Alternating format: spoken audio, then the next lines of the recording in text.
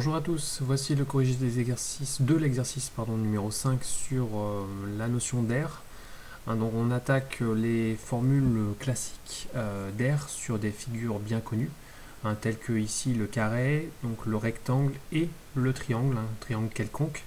Donc forcément des formules qu'il faut connaître par cœur, et surtout faire très attention de ne pas les confondre avec les formules de périmètre. Et c'est ça, on va dire, le plus difficile. C'est généralement ce que vous avez tendance à faire, c'est confondre les formules d'air et de périmètre. Alors on commence par le carré, donc je rappelle que pour le périmètre, la formule c'est 4 fois la longueur d'un côté. Attention, pour l'air, c'est le côté multiplié par le côté, C fois C, qu'on notera, que vous verrez sera noté plus tard, un C au carré, avec le petit 2, qu'on retrouve déjà sur les unités d'air. Donc ici, je multiplie 3,2 par 3,2. Donc je pose ma multiplication, bien évidemment, j'obtiens un résultat de 10,24, qui sont des centimètres carrés, vu que j'ai multiplié des centimètres par des centimètres. Et on verra juste après la conversion dans le tableau. Pour le rectangle, donc je rappelle que la formule pour le périmètre d'un rectangle, c'est 2 fois la longueur plus 2 fois la largeur.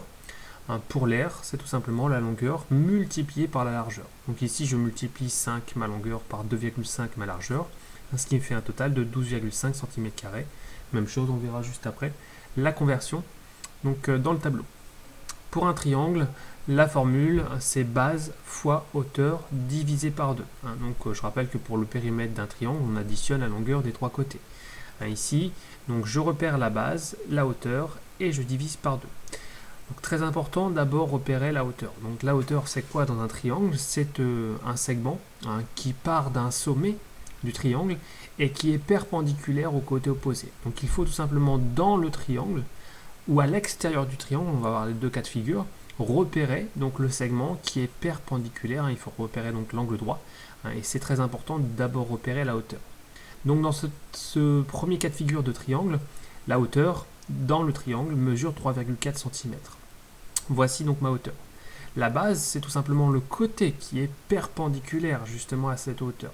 Donc le côté ici qui forme la base mesure 2 cm. Donc quand j'ai repéré ça, donc je multiplie ma base par ma hauteur et je divise par 2. Donc forcément multiplier par 2 puis ensuite diviser par 2, c'est comme si on n'avait rien fait. Voilà pourquoi on obtient un résultat de 3,4 cm². La conversion, on en parle juste après. Le triangle numéro 2, même principe, la base multipliée par la hauteur et je divise par 2. Donc on est dans un cas de figure où on a une hauteur ici qui se situe à l'extérieur du triangle. C'est quelque chose qui arrive assez régulièrement. Pour tout vous dire, c'est un cas de figure qui va se retrouver lorsqu'en fait vous avez un des angles de votre triangle qui est obtus, c'est-à-dire qui mesure plus de 90. Donc quand vous avez comme ça des triangles avec un angle obtus, vous avez forcément des hauteurs qui se situent à l'extérieur du triangle. Donc ici ma hauteur, comme on peut le voir, donc le segment qui part d'un sommet et qui est perpendiculaire à l'un des côtés du triangle mesure 3 cm. Voici ma hauteur. Quelle est la base? C'est donc le côté du triangle, et là il faut faire très attention, c'est simplement le côté et non pas la longueur du segment qui permet de rejoindre cette hauteur. Donc ici le côté qui forme la base, c'est celui-ci, et elle mesure ma base 5 cm. Attention à ne pas comptabiliser le 3,5 cm ici, qui est tout simplement un piège. Seul le côté, la longueur du côté, est à considérer. Donc je fais 5 fois 3, et je divise par 2. Donc 5 fois 3, 15, divisé par 2, la moitié, 7,5 cm². Parlons maintenant des conversions. Donc les conversions, je rappelle que pour faire des conversions, on peut se servir d'un tableau. C'est sans doute la méthode la plus simple. Après, si vous êtes capable bien sûr de faire sans, n'hésitez pas, mais avec un tableau, c'est vivement conseillé. Donc je positionne à chaque fois le chiffre des unités dans la colonne de droite, ici des cm², vu qu'on a à chaque fois obtenu des cm².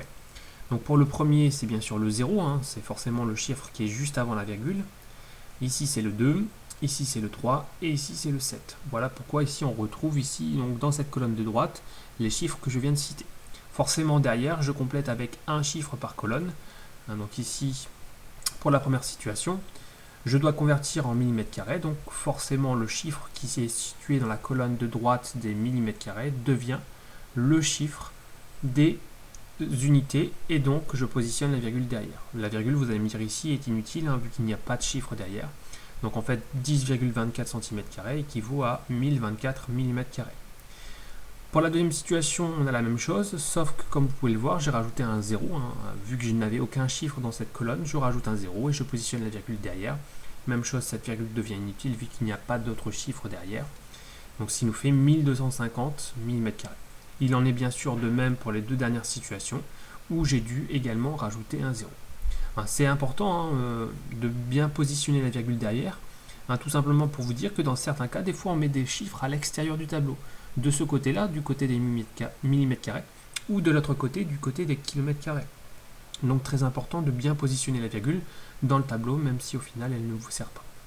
Voilà, j'espère avoir été clair dans la correction de cet exercice. À bientôt.